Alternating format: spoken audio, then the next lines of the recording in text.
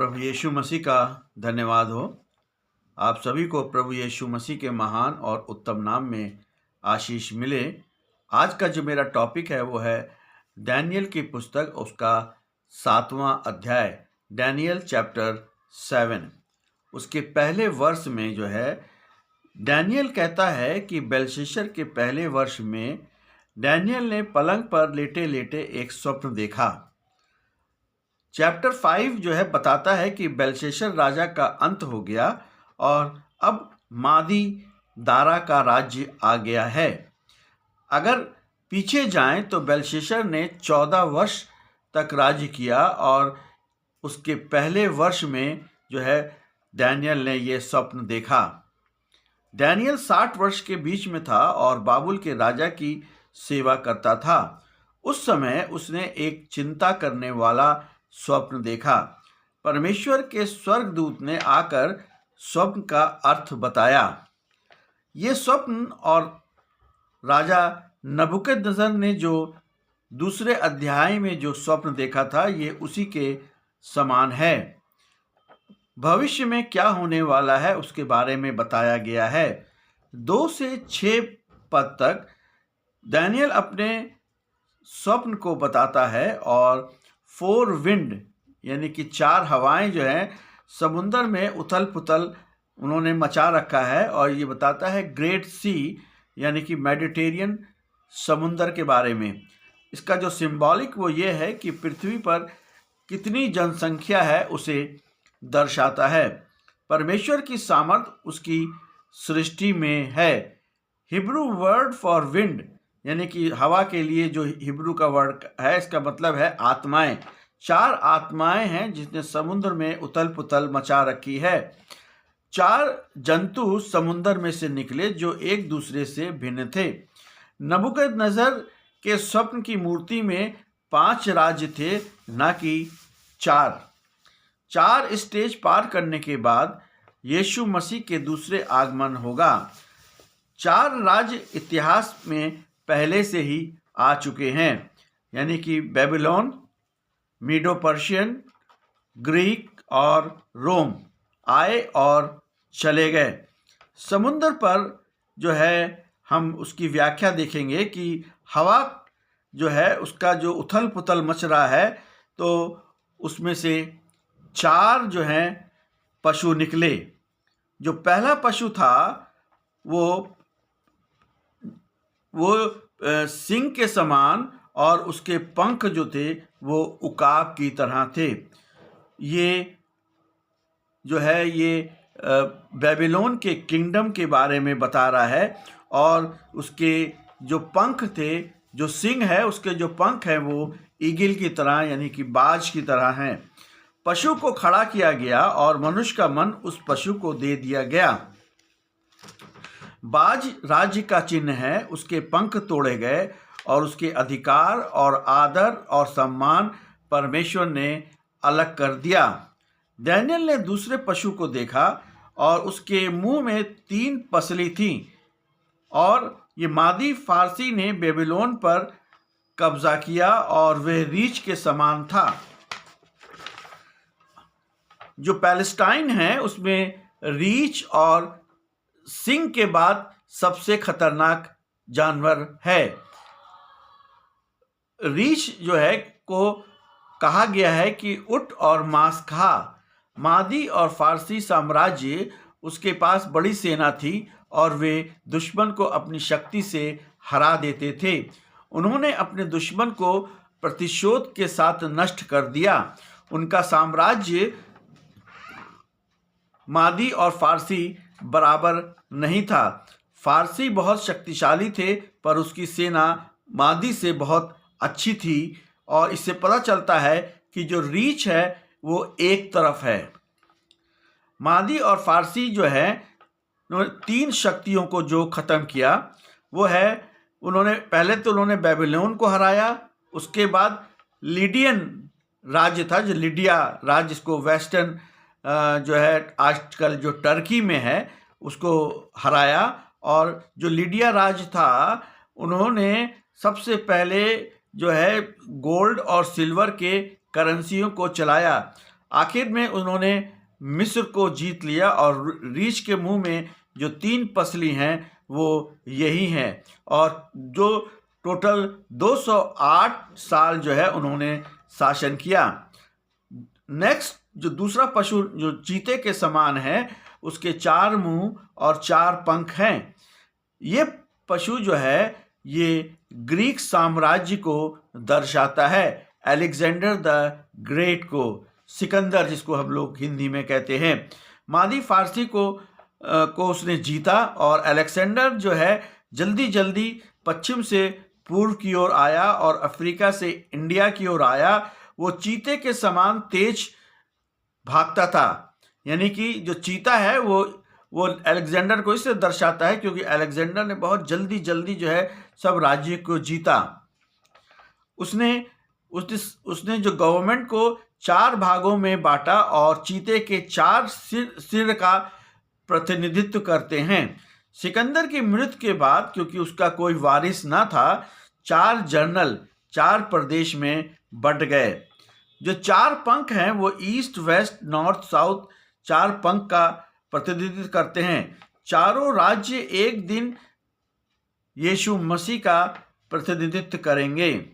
7 से 14 पद में यहाँ पर डैनियल चारों पशु का वर्णन करते हैं, सिंह, उकाब, रीछ और चीता। ये चारों बहुत बलवान थे और एक और जंतु निकला और उसके दांत जो थे वो लोहे के समान थे। उसने पहले सब साम्राज्य को नष्ट कर दिया।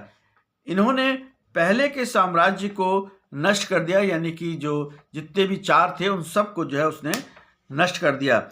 पशु के जो लोहे के दांत इस बात को बताते हैं कि रोमन साम्राज्य जो था उनके जो दांत थे वो लोहे के समान, यानी कि उनके पास बहुत शक्ति और क्रूरता थी। मूर्ति के जो है 4th एज में बताया गया है, यानी कि उनके 10 जो है उसमें से सींग निकले। 3 सींग जो हैं वो खत्म हुए और 7 सींग जो हैं वो बच गए। वर्ष 9 में जो है यहाँ पर हम देखते हैं कि सब पशु खत्म हो गए और एक नया राज्य आया और यीशु मसीह के आगमन को दर्शाता है। नया राज्य जो है यीशु मसीह के साथ शुरू होगा और वो बादलों पर आएगा। 13वें पद में कहता है कि मनुष्य का पुत्र पहले पिता के सम्मुख जाएगा और सारे अधिकार उसको दिए जाएंगे और ये अधिकार हमेशा के लिए होगा। और सन ऑफ मैन जो है, ये जो वर्ड है मती में 31 बार आया है। 15 से 17 पद में उस डैनियल की जो आत्मा थी वो दुखी थी और आत्मिक रूप से महत्वपूर्ण आखिरी राज्य आएगा जब ये सारे राज्य खत्म हो जाएंगे। 19 से 22 पद में डैनियल चौथे पशु पर ध्यान केंद्रित करना चाहता है क्योंकि ये पशु बहुत अनोखा है और 10 पहले और भी हैं जो उस पशु में से निकले हैं, यानी कि 10 सींग और थे उसके पशु के अंदर जो उससे पहले निकले हैं। डैनियल ने 11 सींग के बारे में बातचीत करता है कि उसमें एक सींग और जो है निकल आया। 11वां सींग परमेश्वर के लोगों के साथ युद्ध करेगा और पवित्र लोग उन लोगों के लिए हैं जो परमेश्वर के हैं और उनके बच्चे बचाए जाएंगे। जो विश्वास करेंगे उद्धार और नया जन्म उनको मिलेगा। ये सींग विश्वासियों को मारने में भी सफल होगा, सताव होगा और 11वां सींग इधर उधर युद्ध करेगा परंतु अंत में हार जाएगा। पवित्र लोग जो हैं और उसके राजा यीशु मसीह से युद्ध जो है वो जीत जाएंगे। और आखिर में चौथा राज्य जो है का डिटेल जो है वो इस प्रकार है कि चौथा राज्य जो है वर्ष 23 में भिन्न सबसे भिन्न होगा और उसे चैप्टर 2 के 40 से 43 में भी बताया गया है। चौथा राज्य जो है वो रोमन एम्पायर होगा और ये कहा नहीं जा सकता कि पहले राज्यों से भिन्न होगा और राज्यों के समान होगा और प्रत्येक सींग एक राजा का प्रतिनिधित्व करते हैं। 10 राजा उठेंगे और वह एक ही समय में होंगे और एक से होंगे और सारे 10 साथ मिलकर जो है वो चैप्टर 2 में 10 सींग का वर्णन किया गया है। 10 सींग यानी कि 10 राजा आखिर में होंगे, तब यीशु मसीह आ जाएंगे। हम चौथे राज्य में रह रहे हैं। हम 10 राजाओं को अभी नहीं देख पाएंगे जो पूरे संसार को कंट्रोल कर रहे हैं, और ये भविष्यवाणी अभी पूरी होनी है। अभी ये भविष्यवाणी पूरी होगी। 24वें पद में कहता है कि जो स्वर्गदूत है वो इस बात को बताता है कि जो 11वां जो सिंह है वो जो है बिल्कुल अलग होगा, और वो भी एक तरह का रूलर होगा, यानी कि राजा होगा, मगर वो पहले के समान ना होगा। और उसकी जो ज़्यादा डिटेल जो है हमें रेवलेशन चैप्टर 9 और 11 में मिलेगी। स्वर्गदूतों ने कहा कि वे 3 राजाओं को ख़त्म करेगा। जो 10 राजा जो हैं उसके मतलब कि समकालीन होंगे 10 राजा जो, मगर वो उसमें से 3 राजाओं को वो ख़त्म करेगा। 3 राजाओं को जो है जो 11वां राजा है, यानी कि जो सींग जो निकला था, समाप्त करेगा, और उसके बाद जो है तीनों राजाओं को वो बिल्कुल पराजित कर देगा। ये जो 3 राजा हैं वो हैं एंटियोकस, यानी कि एंटियोकस 4 है, और जो सीरिया का राजा था, और दूसरा जो है मैकबियन रिवोल्ट जब हुआ था, और उसमें जिन्होंने हशमोनियन राज्य जो है उन्होंने राज्य किया, जो कि 167 बीसी से 63 बीसी तक उन्होंने राज्य किया। और यही जो हशमोनियन थे ये आगे में चल कर के फरीसी कहलाए। और उसके बाद जो था रोमन राज्य जो है वो छोटा सिंह इन तीनों को समाप्त कर देगा। पावर से ये 3 राजाओं को अलग करेगा। जो 11वां राजा है वो अगले 7 राजा पर नम्र होने की जरूरत नहीं है, क्योंकि 7 राजा उसका विरोध नहीं करेंगे। 11वां राजा अपने पावर को दृढ़ करेगा और वो परमेश्वर के विरोध में पवित्र विश्वासियों से युद्ध करेगा। वह समय और व्यवस्था में बदलाव लाने की कोशिश करेगा।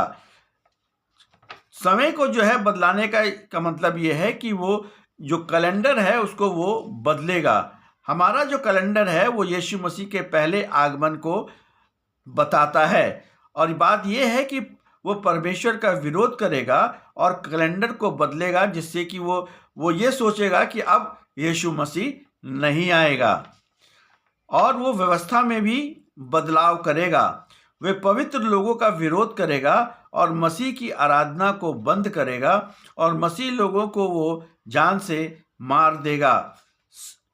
समय और टाइम्स के बारे में जो यहाँ पे लिखा है उसमें बातचीत करता है, वो है कि वह जैसे कि 3.5 वर्ष का जो ट्रेबुलेशन है, यानी कि सताव है, उसके बारे में ये बातचीत कर रहा है। और जो 11वां जो राजा है वो पृथ्वी के पवित्र लोगों पर सताव करेगा और परमेश्वर का जो है वो विरोध करेगा 3.5 वर्ष, जो कि टोटल जो है एक माइल्ड ट्रिबुलेशन है जो कि 3.5 वर्ष का, और एक अधिक ट्रिबुलेशन है जो कि 3.5 वर्ष का, टोटल 7 ईयर्स का होगा।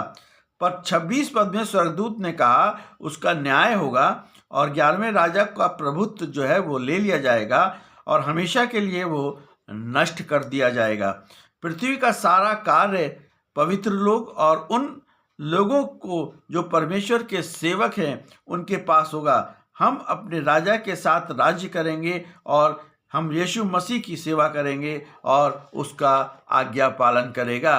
प्रभु यीशु मसीह आप सभी को आशीष दे, और आप इसको पढ़ने के बाद और इसको सुनने के बाद जो है अपनी बाइबल में ज़रूर पढ़ें, ताकि आपको बहुत कुछ उसमें मिल जाएगा। प्रभु यीशु मसीह आप सभी को बड़ी आशीष दे। आमीन।